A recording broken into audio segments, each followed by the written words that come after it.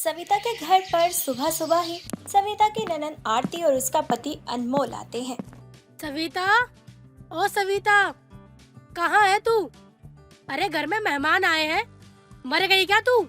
सविता भागी भागी बाहर आती है और अपने ननद नंदोई का स्वागत करती है। तभी वहाँ पर सविता का बेटा गोलू आता है और गोलू अपनी बुआ को टॉन्ट मारते हुए बोलता है। क्या बात है बुआ, अचानक से हमारे घर कॉफी खत्म हो गई थी क्या आपके घर पे? या फिर चाय चीनी खत्म हो गई थी जो चाय पीने के लिए यहाँ आ गई? देख रही है तू? तेरे बेटे की कितनी जबान चल रही है मेरे सामने।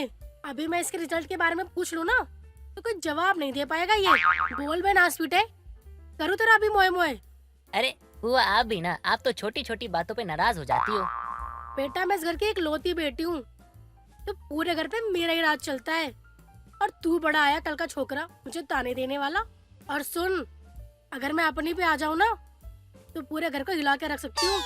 हाँ वो तो आपके वजन को देख के लगता है आप घर क्या पूरे मोहल्ले को हिला सकती हो। वैसे कभी कभी गोलू सही बात करता है। तुम यहाँ आते फिर से शुरू हो गए, तभी मैं तुम्हें कहीं लेकर जाना पसंद नहीं करती। अरे दीदी आप भी ना छोटी छोटी बातों को दिल पर मत लगाया करो। जल्दी जल्दी बैठो यहाँ, आपके लिए मैं नाश्ता लेकर आती। गोलू की बातें सुनकर बुआ फूफा मुंह बना लेते हैं और दोनों घर के अंदर आ जाते हैं। तभी सविता दोनों के लिए नाश्ता लेकर आती है और उन्हें देती है। ये लो दीदी, आपके लिए गर्मा गर्म चाय और पकोड़े। अरे सविता, लगता है तू भूल गई है कि अब मेरी शादी हो गई है और अब मैं अपने ससुराल में रहती हूँ। और शादी के बाद ना लाइफस्टाइल पूरी तरह से बदल जाती है। अब मैं इतना ऑयली खाना खाना नहीं खाती, मुझे सिर्फ ग्रीन टी पसंद है। मेरे लिए तो ग्रीन टी लिया। हाँ थोड़े से बिस्कुट भी दे दे। बुआ तुम डाइट पर हो क्या? हाँ बेटा, वो मैं डाइट पे हूँ। वो क्या है ना, मैं खुद को मेंटेन कर रही हूँ। वजन बढ़ गया था मेरा थोड़ा सा। चलो अच्छा है बुआ, इसी बहाने आपका वजन तो बढ़ा, बुद्धि तो आपकी बढ़ती नहीं है। कम से कम वजन बढ़ गया, वही सही है। जितना तो अपना मुंह चलाता है ना, उतना अगर तू ध्यान अपनी पढ़ाई लिखाई में देगा ना तो अच्छा होगा। और स्कूल में टॉपर आ जाता तू अभी तक। लेकिन गलती तेरी थोड़ी ना है, तेरे माँ बाप ने संस्कार ही तुझे ऐसे दिए हैं। तभी सविता का पति विनोद यानी आरती का भाई वहाँ आता है और अपनी बहन से कहता है। अरे आरती तू फिर आ गई, सब ठीक तो है ना? अरे गधे, नाच पीटे, तुझसे बड़ी हूँ मैं। दीदी बोला कर मुझे। और तू ये क्या बोल रहा है कि फिर से आ गई? क्या मतलब है इसका? ये मेरा घर है, मेरा जब मन करेगा मैं तब आऊंगी, समझा तू? अरे शादी के बाद लड़कियों का घर उसका ससुराल ही होता है। और तो क्या, दो घर होते हैं, एक उसका मायका और दूसरा उसका ससुराल। लेकिन तुम जैसे लोगों ने ना समाज में ऐसी मानसिकता फैला रखी है कि औरतों का कोई घर ही नहीं होता है। लेकिन हकीकत तो ये है कि औरतों के दो दो घर होते हैं, वो दो दो घर की मालकिन होती हैं। हम औरतों का दिल ना बहुत बड़ा होता है, तभी हम अपने मायके के घर पे अपना अधिकार नहीं दिखाते। अच्छा भाई, तू कब से इतनी दिलदार हो गई? तू तो किसी को 1 रुपया ना दे। अब तो मुझे बिल्कुल यकीन हो चुका है कि ये गोलू तेरा ही बेटा है, जैसा बाप वैसा ही बेटा। और तू भूल गया क्या, 2 बीघा जमीन मैंने तेरे नाम करी है जो मेरे हिस्से की थी। क्या तू 2 बीघा जमीन को लेकर बार बार मुझे ताने मारती है? अरे 2 बीघा जमीन तो ऐसे ही गरीबों में बांट दूं। ला अभी ला, पेपर साइन कर देता हूँ। तुम दोनों बाप बेटे से तो बात करना ही बेकार है। सबिता, ओ सबिता, सूजी है क्या? किसकी सूजी है बुआ? कुछ ज्यादा ही जबान चल रही है आजकल तेरी। मैंने कहा है घर में सूजी है क्या? हाँ दीदी सूजी है। अरे तो थोड़ा सा हलवा बना दे अपने नंदोई जी के लिए। सूजी का हलवा उन्हें बहुत पसंद है। जी दीदी अभी बना देती हूँ। सविता किचन में हलवा बनाने लगती है। तभी अनमोल गोलू को उसका रिजल्ट पूछते हुए। वैसे गोलू इस बार का रिजल्ट कैसा रहा तुम्हारा? फूफा जी मैं तो फर्स्ट आया हूँ। क्या कहा तुमने? तुम फर्स्ट आए हो? हाँ फूफा जी मैं तो फर्स्ट आया हूँ, लेकिन अपने सपनों में। वो क्या है ना, हकीकत में ना पढ़ने में ना मेरा मन नहीं लगता है, तो मैं पास नहीं हो पाता, फेल हो जाता हूँ। तू तो सपनों में ही फर्स्ट आ सकता है बस। एक हमारे घर के बच्चे हैं जिन्होंने स्कूल में टॉप किया है। वैसे बेटा गलती तो तेरी भी नहीं है। अब तू गांव के घिसे पिटे स्कूल में पढ़ेगा तो यही होगा ना तेरे साथ तो। और जरा देखो तो, इस नालायक को बताते हुए शर्म भी नहीं आ रही। ये फेल हो गया है, जैसे इसके ननिहाल वाले वैसे ही ये। नहीं बुआ जी, उन पे क्यों चाहूँगा, मैं तो दादा दादी के ना बच्चों पे गया हूँ। जुबान तो तेरी बहुत चलती है कैची की तरह। जब देखो तब ताने मारता रहता है। यही सीख कर आता है क्या तू स्कूल में? विद्या भर का छोकरा, मुझे ताने मारेगा तू? आरती तू अपने बालकों पर ध्यान दे, हमें भी अच्छे से पता है कितना टॉप करते हैं ये। अभी 2 का पहाड़ा पूछ लो ना उनसे जाकर, तो जुबान लड़खड़ा जाएगी उनकी। अरे भैया, ये तो बस आपकी बहन ने हमारे बच्चों को बिगाड़ रखा है, वरना मेरा बस चले तो उनको मार मार कर सीधा कर दूं। अरे रहने दो रहने दो, बहुत बेइज्जती हो गई अब हमारी। इन दोनों बाप बेटे ने मिलकर हमारी बहुत बेइज्जती करी है। अब हम यहाँ पर 1 मिनट भी नहीं रुकेंगे, चलो यहाँ से। विनोद और गोलू की बात से आरती और उसका पति नाराज हो जाते हैं और वहाँ से जाने लगते हैं। तभी सविता अपने ननंद और नंदोई को रोकते हुए बोलती है, अरे दीदी, अपने भाई की बात का बुरा मत मानो। उनका तो काम ही है हंसी मजाक करने का। सारा दिन मुझे भी ऐसे ही परेशान करते हैं। अरे दीदी, अब मुंह बनाना छोड़ो, चलो अंदर चलो। तू रहने दे सविता, बहुत बेइज्जती हो गई मेरी इस घर में। कोई इज्जत ही नहीं है इस घर में तो मेरी। मैं नहीं आऊंगी यहाँ पर दोबारा कभी भी।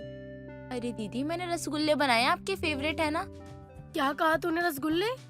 पर कौन से वाले, काले या सफेद? आपके फेवरेट काले वाले। और आपके लिए मैं साड़ी भी लाई हूँ।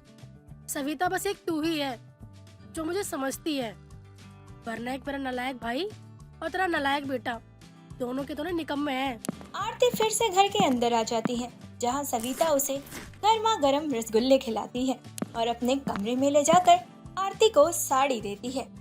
ये देखो दीदी, साड़ी आप पर कितनी अच्छी लगेगी। एक बार अगर आपने ये साड़ी पहन ली ना, तो पूरी दुनिया में कहर ढा जाएगा।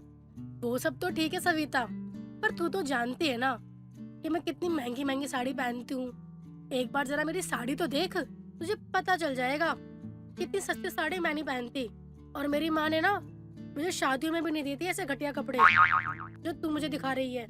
अरे दीदी, आप भी ना, आप मेरा सिर्फ प्यार देखो। मेरे इस प्यार के आगे ना साड़ी की क्वालिटी भी कम पड़ जाएगी। और वैसे भी ये साड़ी बहुत स्पेशल है। अरे बस कर सविता, और कितनी लंबी लंबी फेंकेगी तू? अगर मेरी माँ जिंदा होती ना आज, तो ऐसी साड़ी मुझे कभी ना देती। गोलू भी वहाँ आ जाता है। अरे बुआ, ये साड़ी तो दादी ने रखी है आपके लिए। कुछ साड़ियाँ ना और छाट के रखी है, और कहा भी था कि जो लोग ना कभी भी मुंह उठा के घर आ जाते हैं ना, तो ये उनको देना, जैसे कि आप बुआ। अरे भाई, अब तो कलेश होकर ही रहेगा इस घर में। मैं चली यहाँ से। और सविता, तू अपने बेटे को ना अच्छे संस्कार दे दे। उसे कब किसके सामने क्या बोलना चाहिए उसे कुछ पता ही नहीं है। मैं तो चली यहाँ से। अरे दीदी, तुम भी ना बार बार गोलू की बातों का बुरा मान जाती हो। अरे गोलू तो मोटी बुद्धि का है, उसके पास तो दिमाग ही नहीं है, तभी तो ऐसी बच्चों वाली बातें करता रहता है। नहीं नहीं, अब चाहे जो भी हो जाए, दुनिया चाहे यहाँ से वहाँ हो जाए, लेकिन तुम्हारे घर पे नहीं आऊंगी मैं दोबारा कभी भी। इतना बोलकर आरती फिर से जाने लगती है। सविता फिर से भागी भागी आरती के पास आती है और कहती है, अरे कोई बात नहीं दीदी, चलो रुक जाओ। बच्चों की बातों का ऐसे बुरा नहीं मानते हैं। और वैसे भी आज शाम को ना मैं गाजर का हलवा बनाने वाली हूँ। अच्छा, गाजर का हलवा बनाने वाली है? देख सविता, मैं तुझे पहले ही बता रही हूँ, तू ना मीठा ज्यादा मत करियो। तुझे तो पता है ना कि हलवा बनाने में कितना टाइम लगता है। दोपहर के 3 बज रहे हैं, जल्दी से गाजर का हलवा बनाने की तैयारी कर ले। और रात के 8 बजे तक मैं और तेरे नंदोई जी चले जाएंगे। घर पे बच्चे अकेले हैं, उन्हें ज्यादा देर अकेला नहीं छोड़ सकती ना। इतना बोलकर आरती फिर से अपने पति के साथ घर में आ जाती है। कावेरी अपने बेटे ऋषि के लिए लड़की ढूंढ रही होती है ताकि उसकी शादी वो जल्द से जल्द करवा सके। ऋषि जिससे प्यार करता था, उस लड़की का नाम पायल था। वो आज पायल को अपनी माँ से मिलवाने के लिए लेकर आता है। आओ पायल, अंदर आओ, घबराओ मत, मेरी माँ बहुत अच्छी है। माँ, माँ। ऋषि की आवाज सुनकर कावेरी बाहर हॉल में आती है और पायल को देखकर ऋषि से सवाल पूछती है। गला क्यों फाड़ रहा है? नालायक, सुनाई देता है मुझे। बहरी नहीं हूँ तुम सबकी तरह। माँ देखो, मैं किसी को तुमसे मिलवाने लाया हूँ। हाँ, वही देख रही हूँ। कौन है ये लड़की? नमस्ते आंटी। ये पायल है माँ, आपसे मिलने आई है। अच्छा, क्यों और किस लिए मिलने आई है? आप खुद पूछ लो। क्यों बेटा, कुछ चंदा वंदा चाहिए क्या? कोई संस्था से आई हो, क्या मदद चाहिए बताओ? अरे माँ, कुछ भी, जरा सोच समझ के बात किया करो। ओ, अब इस लड़की से मैं सोच समझ कर बात करूँ, वो भी अपने घर में? वाह माँ, ये कोई चंदा मांगने वाली नहीं है, ये पायल है। हाँ, तूने बताया था ये पायल है, तो क्या करूँ, पहन लूँ और सारे घर में नाचती फिरूं? बस ऋषि, अब मैं अपने और इंसल्ट होते हुए नहीं देख सकती। पायल, माँ को नहीं मालूम कुछ भी, तुम सुनो तो। अगर कुछ नहीं जानती तो बेइज्जती क्यों कर रही है? एक मिनट, ये हो क्या रहा है मेरे घर में? हाँ, और लड़की तू मेरे घर में आकर मेरे सामने मेरे ही बेटे से झगड़ा कर रही है। इतनी हिम्मत, चल निकल यहाँ से। माँ शांत, ये पायल है, मैं इससे प्यार करता हूँ और मुझे इससे शादी करनी है, इसलिए आपसे मिलवाने लाया हूँ। और आप हो कि? अच्छा, तो ये मेरी बहू बनेगी। चलो ठीक है, देखते हैं कितना झेल पाती है मुझे। इतना कहकर कावेरी अंदर अपने कमरे में चली जाती है और पायल और ऋषि बाहर घूमने चले जाते हैं। ऐसे ही कई दिन बीत जाते हैं। एक रोज ऋषि अपने ऑफिस के काम से बिहार चला जाता है तो पायल कावेरी से मिलने उसके घर आती है। नमस्ते होने वाली सासू माँ, कैसी हैं आप? मैं बढ़िया, तुम अपना बताओ। और क्या सोचा है आपने मेरे और ऋषि के बारे में? वैसे सोचना क्या है, ये तो बता दे। मेरे और ऋषि के शादी के बारे में। और किस बारे में? अच्छा, शादी की बात बाद में करेंगे, पहले कुछ बनाकर खिला मुझे। व्हाट? खाना?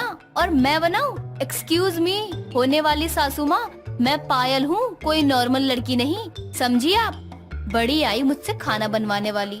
ये वट भट मेरे घर में नहीं चलेगा। अगर इस घर की बहू बनना है तो खाना बनाना, घर का काम करना आना चाहिए, समझी? अगर ना समझ में आए तो गेट आउट। ये तो अच्छे से समझ आ गया ना?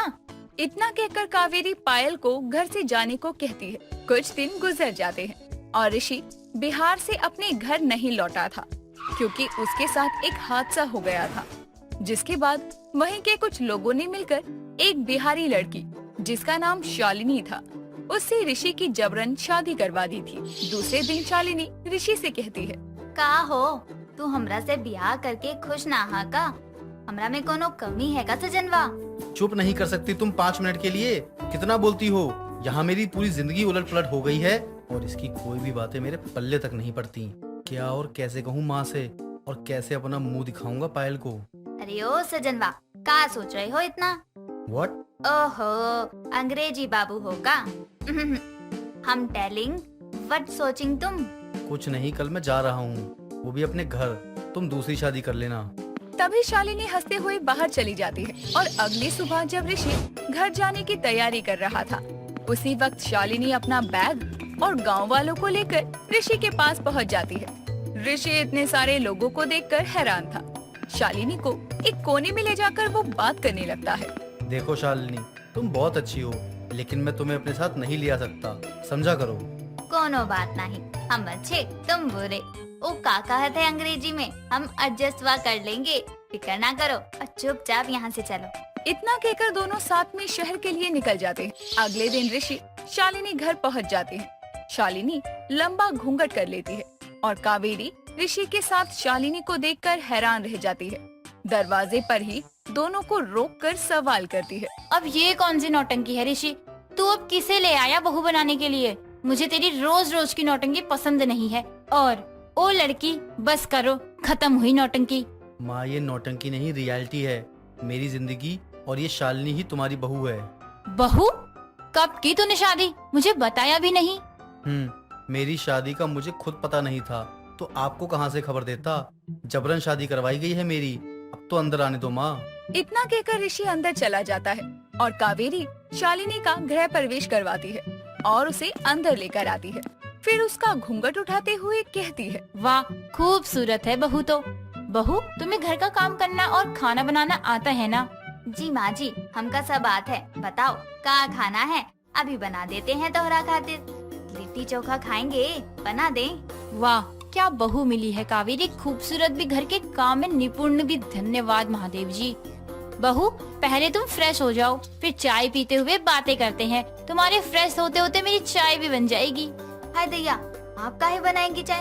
हम है ना जी, हम बनाते हैं चाय। शालिनी फ्रेश होकर चाय बनाती है और फिर दोनों सास बहू हॉल में बैठकर चाय पी रही होती हैं कि तभी उनकी पड़ोसन भावना उनके घर आती है और शालिनी को देखकर कहती है, अरे वाह कावेरी बहन, आप तो बड़ी छुपा रुस्तम निकली। शादी की सहनाई भी नहीं बजी और बहू भी घर आ गई, क्या बात है?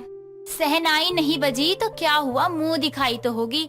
सभी को कह दो मेरी बहू आई है और कल सुबह मुंह दिखाई में सभी को आना है। हाँ हाँ जरूर कहूँगी। और एक बात कहूँ, बहू तुम्हारी बहुत खूबसूरत है। सिर्फ खूबसूरत नहीं, घर के हर काम में निपुण भी है मेरी बहू। कल देखते हैं आपकी बहू की निपुणता। अगली सुबह शालिनी उठकर रसोई का सारा काम संभाल लेती है और रसोई में शालिनी लिट्टी चोखा, चूरा दही, दाल भात और बिहार की सब फेमस डिशेस को तैयार करती है और अपनी सास के लिए चाय लेकर उसके कमरे के बाहर खड़ी हो जाती है। माँ जी। हाँ कौन? माँ जी हम है शालिनी, आपकी नई की बहू। हाँ आजा बहू, अंदर दरवाजा खुला है।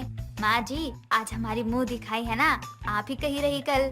अरे हाँ बहुत काम है तुम्हारी मुंह दिखाई की, कितनी सारी तैयारी करनी है। हे भगवान, खाना भी बनाना है, घर की सजावट भी करनी है।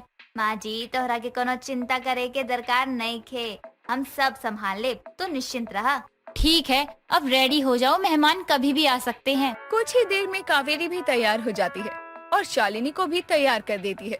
ऋषि भी तैयार होकर काम में मदद कर रहा होता है। सभी लोग आते हैं और कावेरी की बहू शालिनी को देखने लगते हैं कि तभी भावना कहती है, सुंदर तो बहुत है तुम्हारी बहू, लेकिन अब ये दिखाओ कि तुम्हारी बहू कर क्या क्या सकती है।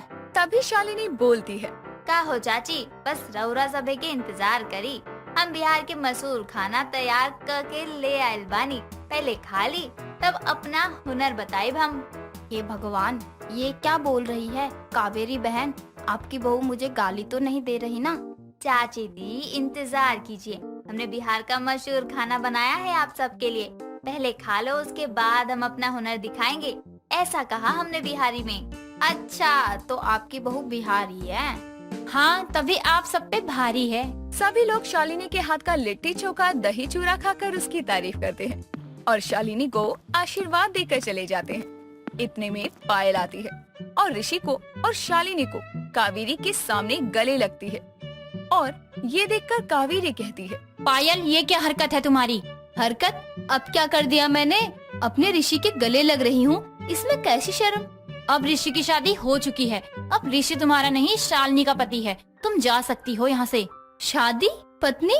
ऋषि की कब? और कौन है ऋषि की पत्नी? हम हैं इनका धर्म पत्नी, कोनो दिक्कत है तुमको? पायल शालिनी को देखकर हंसने लगती है और हंसते हुए कहती है, क्या मजाक है? ऋषि मुझे छोड़कर तुम जैसी गवार से शादी करेगा? वेट वेट, उफ मेरे पेट में दर्द होने लग गया। देखो मजाक अच्छा था, ठीक है अब तुम निकलो। गवार हमको बोली? ठीक है हम हैं गवार, अगर ऋषि जी कहते हैं ना चले जाने को, हम अभी अपना बोया बिस्तर उठा के चले जाएंगे, बताइए ऋषि जी। तभी ऋषि पायल को उसकी कमी बताते हुए शालिनी को अपनी बीवी मान लेता है और ऐसे ही दिन गुजरते हैं। अब शालिनी और ऋषि दोनों खुशी से साथ रहते हैं। कुसुम एक लालची पुलाव वाली थी, उसके हाथों में जादू था, जिसके कारण उसके ढाबे का पुलाव खाने के लिए लोग दूर दूर से आया करते थे। लेकिन उसके लालची स्वभाव के कारण कई बार ग्राहकों से उसकी बहस भी हो जाती थी। एक दिन वो अपने ढाबे पर काम कर रही होती है, तभी वहाँ एक आदमी आता है। कुसुम बहन, ये सब क्या है? आप चावल के पुलाव बनाती है या कंकड़ के? तुम फिर सुबह सुबह मुझसे बहस करने आ गए। मैंने तुमसे पहले भी कहा है कि अगर तुम्हें मेरे ढाबे के पुलाव से ज्यादा परेशानी है तो मत ले जाओ। मैंने तुमसे कोई जबरदस्ती नहीं की है कि तुम मेरे ढाबे से ही पुलाव लेकर जाओ। ये कैसी बात हुई कुसुम बहन? हम तुम्हारे सबसे पुराने ग्राहक हैं और आप हमसे ऐसे बात कर रही हो। आपको अपनी गलती दिखाई नहीं दे रही? देखो तुम जाओ यहाँ से, बिना बात के मेरा टाइम खराब मत करो। मुझे पुलाव बनाने दो, मेरे ग्राहकों के आने का समय हो रहा है। अपने जीवन में बहुत सी लालची औरतें देखी है मैंने, लेकिन आज तक तुम जैसी नहीं देखी। तुम पुलाव वाली नहीं बल्कि एक लालची पुलाव वाली हो। देखो अपनी जुबान संभाल कर बात करो, समझे? सुबह सुबह मेरा फोकट में टाइम खराब मत करो, निकलो यहाँ से। जा ही रहा हूँ, लेकिन देख लेना एक दिन तुम्हारा ये ढाबा बंद ही हो जाएगा। आखिर पुलाव के लिए कंकड़ वाले चावल जो इस्तेमाल करती हो तुम, आज तो मैं ही बोल रहा हूँ, कल को 4 लोग और बोलेंगे। किस किस को जवाब दोगी तुम? वो आदमी इतना कहकर वहाँ से चला जाता है, जिसके बाद कुसुम फिर से पुलाव बनाने लग जाती है। इतना सुनने के बाद भी कुसुम पर किसी भी बात का कोई असर नहीं होता। वो फिर से कंकड़ वाले चावलों का ही इस्तेमाल करती है पुलाव बनाने में। समय बीतता है, तभी एक दिन वो जैसे ही पुलाव बनाने के लिए चावल का डिब्बा खोलती है तो उसमें कम चावल देखकर वो परेशान हो जाती है। अरे आज तो चावल बहुत कम है पुलाव बनाने के लिए, अब क्या करूँ मैं? थोड़ी देर में ग्राहक भी आते होंगे। एक काम करती हूँ, आज के पुलाव डबल रेट पर बेचती हूँ, जिसको मेरे हाथों के पुलाव खाने की आदत होगी वो तो डबल रेट पर भी लेकर जाएगा। अपने हाथों के हुनर का कुछ तो फायदा उठाऊं। कुसुम इतना कहकर बचे हुए चावल का पुलाव बनाकर तैयार कर देती है। थोड़ी देर बाद उसके ढाबे पर ग्राहकों की लाइन लग जाती है और अपनी लालच के चलते वो बनाए पुलाव को डबल दामों में बेच देती है। दिन बीतते हैं, तभी एक रोज वो बहुत सारा पुलाव बनाकर रख लेती है, लेकिन बारिश होने के कारण हर जगह पानी भर जाता है और उसके ढाबे पर कोई भी ग्राहक नहीं आ पाता। देखते देखते 4 दिन गुजर जाते हैं, लेकिन उसके ढाबे पर ग्राहकों का नामो निशान नहीं होता। तभी एक रोज उसकी पड़ोसन कमला उसके ढाबे पर आती है। कुसुम बहन, मेरे पोते के लिए थोड़ा पुलाव पैक कर दो। आज मेरे घर में गैस खत्म हो गई है, बेचारे को बहुत भूख लगी है। हाय राम, इतने दिन से कोई ग्राहक नहीं आ रहा था, इसके चलते मैंने आज पुलाव नहीं बनाया और जो है वो 4 दिन का बासी है। अब क्या करूं? लेकिन ऐसे कैसे जाने दूं? इतने दिनों के बाद तो कोई ग्राहक दिखाई दिया है। एक काम करती हूँ, बासी पुलाव को ही तड़का मार के दे देती हूँ। क्या पता चलेगा, इतनी बारिश के मौसम में खराब थोड़ी ना होगा। क्या हुआ कमला बहन, तुम तो ऐसे सदमे में हो गई मानो तुमसे कोई पुलाव नहीं तुम्हारी जान मांग ली हो। पैसे लेकर आई हूँ, घबराओ मत, उधार लेने नहीं आई हूँ। ऐसी बात नहीं है कमला, अगर तू उधार लेने आई होती तो भी मैं तुझे दे देती। आखिरकार तू तो मेरी पड़ोसन है। तू यहीं रुक, मैं अभी तेरे लिए पुलाव गरम करके आती हूँ। ठीक है, लेकिन थोड़ा जल्दी करो, मेरा पोता भूखा है, मुझे जल्दी घर जाना है। कमला इतना कहकर ढाबे के आगे पड़ी कुर्सी पर बैठ जाती है और कुसुम अंदर जाकर पुलाव में तड़का लगाने लगती है। कुछ देर बाद वो पुलाव को पैक करके लाती है और कमला को दे देती है। कमला पुलाव लेकर अपने घर आती है और अपने पोते को खिला देती है। थोड़ी देर बाद उसके पोते की बहुत तबीयत खराब हो जाती है और वो उसे लेकर डॉक्टर के पास जाती है, जहाँ चेकअप के बाद उसे पता चलता है कि बासी खाने की वजह से उसके पोते की तबीयत खराब हुई है, जिस पर उसे बहुत गुस्सा आता है और वो कुसुम के ढाबे पर जाती है। कुसुम, मेरे पोते के जीवन से मजाक करके तुमने अच्छा नहीं किया। जब तेरे पास अच्छा पुलाव नहीं था तो मना कर देती, मैं इंतजार कर लेती। लेकिन तुझे मेरे पोते को खराब पुलाव देने की क्या जरूरत थी? तू बहुत ही लालची पुलाव वाली औरत है, जिसे बस अपने पुलाव बेचने से और अपने लालच से मतलब है। देख, मुझ पर ना झूठा इल्जाम लगाकर मुझे बदनाम करने की कोशिश मत कर। मैंने ऐसा कुछ भी नहीं किया है। वो तो तेरा जमीर जानता होगा कि तूने ऐसा किया है या नहीं, लेकिन सच में तू बहुत ही लालची किस्म की औरत है। आज के बाद मैं तेरे ढाबे में कभी पुलाव लेने नहीं आऊंगी, लालची कहीं की। कमला इतना कहकर अपने घर लौट जाती है। वो गुस्से में घर के अंदर जा रही होती है, तभी कुसुम का बेटा हार्दिक कमला को आवाज देता है। नमस्ते आंटी जी, कैसी हैं आप? बड़ी जल्दी में है लगता है। माँ भी घर पर नहीं है, ताला लगा हुआ है। जल्दी कोई नहीं बेटा, बस मेरे पोते की थोड़ी तबीयत खराब है, इसीलिए परेशान हूँ। और रही बात तेरी माँ की, वो तो अपने ढाबे पर है। क्या हो गया आंटी आपके पोते को? अब क्या बताऊँ बेटा, बुरा मत मानियो, लेकिन तेरी माँ एक नंबर की लालची पुलाव वाली है। जितना ढाबा उसका चलता है ना, लोग उसके हाथ के बनाए हुए पुलाव को उतना पसंद करते हैं, ये उतना ही लालच दिखाती है। उसी ने बासी पुलाव खिला दिए मेरे पोते को, उसकी तबीयत खराब हो गई। आंटी जी ऐसा मत बोलिए, मेरी माँ ऐसा नहीं कर सकती है। वो तो कितनी मेहनत से अपना ढाबा चलाती है। हाँ, तो मैंने कब बोला कि वो मेहनत नहीं करती है? लेकिन वो जितने मेहनत से अपना ढाबा चलाती है, उतनी ही मेहनत वो लालच दिखाने में भी करती है, जिसका परिणाम उसे एक दिन जरूर भुगतना पड़ेगा। ये क्या कह रही हैं आंटी जी आप? सही तो कह रही हूँ। अपने लालच के चक्कर में कभी कंकड़ वाले चावल खिला देती है, तो कभी दुगने दाम में बेचती है, तो कभी बासी पुलाव खिला देती है। लेकिन मुझे क्या, आज के बाद मुझे जाना ही नहीं है उसके ढाबे पर। कमला इतना कहकर घर के अंदर चली जाती है, जिसके बाद हार्दिक भी अपनी माँ के ढाबे की ओर चल देता है। जहाँ पहुंचकर वो देखता है कि कुसुम वहाँ नहीं होती है। अरे माँ तो ढाबे पर है ही नहीं, अब क्या करूँ? एक काम करता हूँ, तब तक माँ के हाथों का बना हुआ पुलाव खा लेता हूँ, बहुत जोर से भूख लगी है। हार्दिक इतना कहकर अनजाने में ही वही 4 दिन का रखा हुआ बासी पुलाव खा लेता है, जिसे कमला के पोते ने खाया होता है। जिसके खाने के कुछ देर बाद ही हार्दिक की भी बहुत ज्यादा तबीयत खराब हो जाती है, उसे बहुत उल्टियाँ होने लगती है।